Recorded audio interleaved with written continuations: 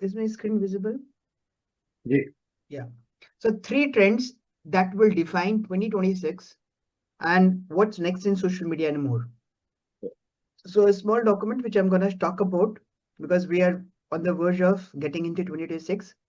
Yeah. So what's really coming in 2026 and how coaches can stay ahead because we are in this domain. We need to know what is going to be changing. So that is what I have made it simple in my language. So every few years, the rules changes, right? Every business changes, rule of the game changes, which is very normal, very common. Yeah. Not loudly, but not with announcement. Nobody announces that this rule is going to be changed, right? Quietly. And people who notice early, they don't panic later. Because if you know this is going to happen, obviously there would be no chance of panicking. So Yeah. 2026 is not scary, it's clear. So if you understand what is changing, you won't feel confused, overwhelmed, or left behind. Correct? Yeah. So today I want to show you 3 shifts coming, not trends to chase, but real changes in how humans are gonna behave. Right? We all are humans. So number one shift is the rise of the individual empire. What does it mean?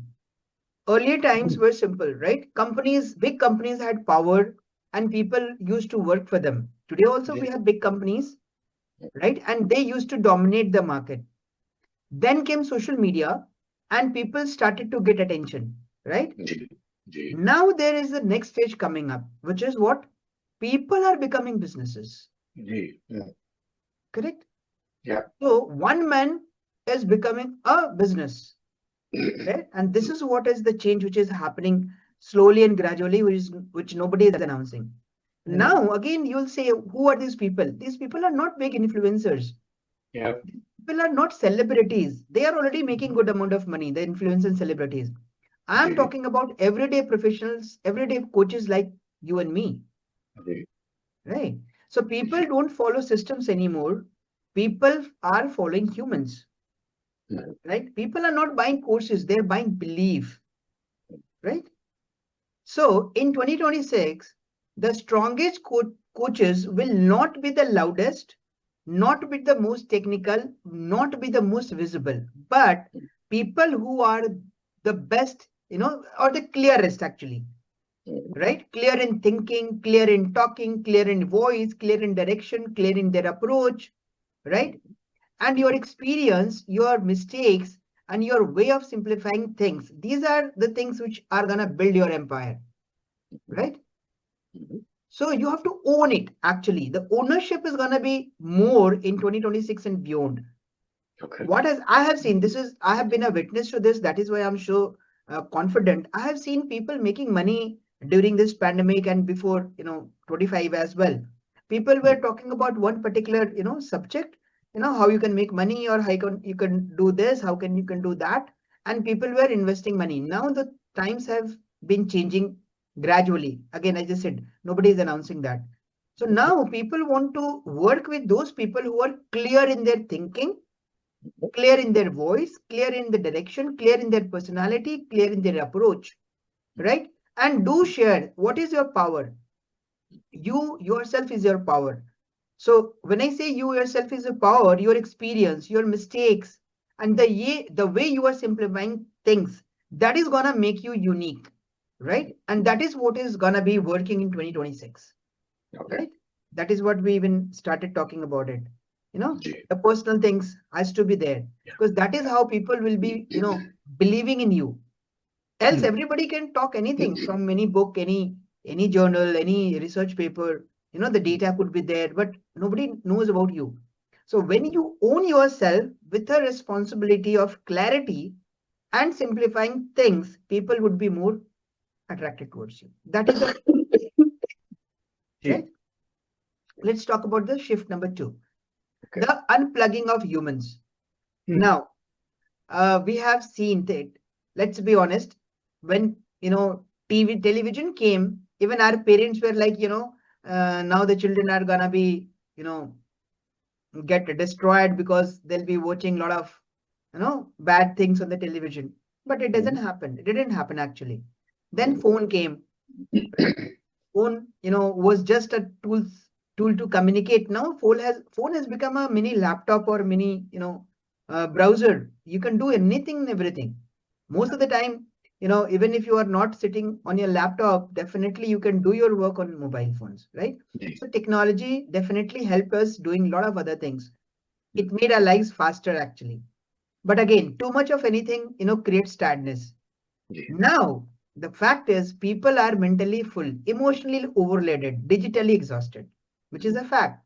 You see, there are a lot of people who are now moving towards physical meetings, right? Physical workshops, right? Now, digital is not going to end because now this is a thing which is going to be working together all the time. But most of the time, even people like me and you will feel like when we are working, let's say 7 hours or 4 hours on the system, we also want people to, meet us physically.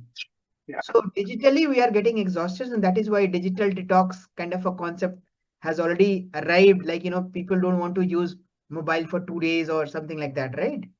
So a new desire has grown. Now, what is that desire? The desire is not to see more content, remember, because now everybody is putting some kind of a content and an AI is there to, create a number of content, correct? So what is the desire? The desire is for more real connection. People don't want to get motivational quotes from you. They want more meaningful things from you, right? So that is why I always say don't give gyan. People are already motivated. They know what they want. We are not here to motivate people. We are here to connect with people. So in 2026, people will trust coaches who will speak slowly, think deeply, and create safe spaces. Correct? Now, Speak slowly, think deeply, and create safe spaces for their audience, obviously. So silence will become valuable and presence will become premium, right? So the coach who can make someone feel like, I'm seen, I'm heard, I'm understood, I'm cared, I'm loved, I'm not rushed. Those coaches will never struggle. Okay. Right? So this is number two, which is the unplugging of humans, right? So unplugging from, the technology part and plugging with the humans. Now coming to the third shift, which is learning in public will pay. Learning in public will pay. What does it mean? Earlier, the rule was experts used to become influencers and they used to speak, right? People used to pay them, listen to them.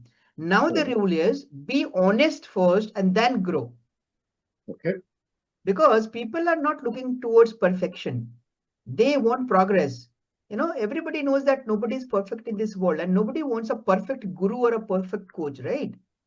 People want to know that you have progressed in your life through certain methods, certain process. And if you are there, you can help me, taking me to the same journey or similar journey, right? So they want to enjoy watching journeys. What kind of a watching journeys they want?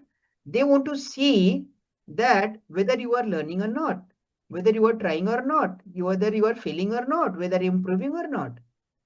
That is what a human is. So when you show your thing that, I'm learning, like, recently I completed a course from NASCOM, AI course. I shared in public and on LinkedIn. I shared that I have recently completed a course. So what I'm showing? I'm showing that I'm learning, which is a fact. I've been learning. Now, if I'm doing something, let's say I'm doing a workshop or a webinar, I'm saying that, okay, I'm doing something. So I'm trying to do something. Now, if I'm trying to do something, I fail. Definitely, failure is a part of the success process, right? And when I fail, I definitely stand up and move again. So I'm improving. So all these things has to be documented. Like you can say, I started doing my workshop. Uh, First workshop, 2 people showed up. Second workshop, 1 person showed. Third workshop, nobody showed up. Now fourth, I'm geared up to get at least 2, 3, 4 people. So now what are you showing? You're showing that you are trying, you failed, you improved, and you are going ahead. This is what people want to know, right? So learning in public is gonna pay you. So when you share what you are exploring, you attract people who are walking the same path. That is what I explained. Your curiosity becomes a connection, your learning becomes leadership. So you don't need one big passion, you already have many small interests. So talk about the small interest, right? And those small interests, when shared honestly, will create opportunities which you definitely not have planned, right? So these are the three things which is gonna shift. Again, not very, what do you say, technical, I would say, but very emotional and very thought-provoking, I would say, because people are still running towards technology. And this particular document which I've created, I read 2, 3 blogs and some big articles of big influencers which are talking about it. Right. Now, the simple truth, I'm just summarizing it. 2026 rewards real humans, right? Because people don't want to work with polished ones. Nobody wants to work with any perfect ones, but people who are grounded, clear, and honest humans, right? So you have to build yourself, not your content. You have to create calm, not noise. And you have to share your journey, not just results. This is what I told you in the beginning. So you will always be relevant when you do this. And more importantly, you'll always feel aligned. Correct? So this session, as I said, is not meant to excite you. This is meant to settle you. So you don't need to run faster. You don't need to copy anyone. What you have to do is you have to be aware, be human, be consistent. 2026 is friendly to those who are real. That's all. Right?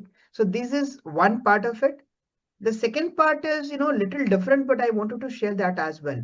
Again, this I read in one of the journals, which talks about, a different approach which Gen Z is having today, and they are gonna, they've already disrupted the market. They have changed the market. So I'm just gonna talk about it in a short one. So Gen Z has, changed the consumer behavior. Okay. Not only the consumer behavior, but they have changed the entire marketing playbook. Normally, so there is an agency called Vogue Business. I was reading this article from there. So they talk about the traditional linear marketing funnel is what people, AIDA, it is called AIDA, AIDA, awareness, interest, desire, and action. This has been a traditional, I've been reading it for long. Our marketing funnel is like this, that you need to make people aware, then you have to make them interested, then desire, and then you need to tell them to take action to buy products and services. Yep. This no longer explains how Gen Z discovers, evaluates, and buy brands. Okay. So their journey is not linear, non-linear actually. So it looks more like a loop of inspiration, research, community, trust, purchase, and then advocacy. Right? Okay. Now, inspiration. Okay. This says inspiration, research, community, trust, purchase, and advocacy. Now, this has been, very beautiful given through some data. Now, what is the data which is telling us? 51% of Gen Z believe social media influence create new trends compared to 36% of millennials. Okay. 70% of Gen Z only trust a brand after doing their own research. Trust now comes before purchase. Okay. See, 70% of the Gen Z. After doing their own research. Gen Z is, who are these people? The people who are born after 2010, I believe. They are Gen Z. I guess 2010. Yeah. 2000? Yeah. Something like that. I think they're Gen Z. Yeah. Who are in their early 20s.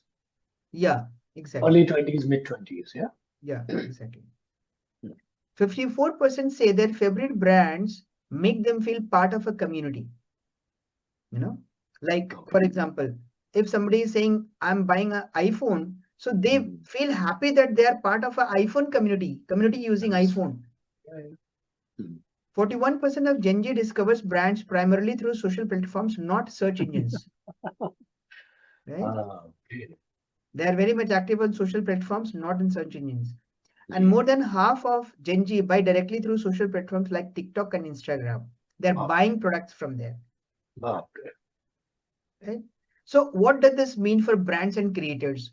It means that the old funnel is fractured. I'm not saying it is gone, but it's fractured for these Gen Z people, not for those people. So we need to very much be focused on who our audience is. If our audience is Gen Z, the entire marketing funnel is going to be different.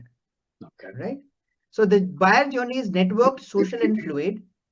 And the process, which is AIDA, has now, जो मैं आपको बोल रहा था यहाँ पे, awareness, interest, desired, action, has now converted to discovery, trust, community, and purchase, and then advocacy. Right? So brands are no longer just advertisers, they are culture builders. Right? So in practice, this shift demands, what does this shift demands? Inspiration over interruption, authenticity over polish, community over campaigns, and trust over transaction.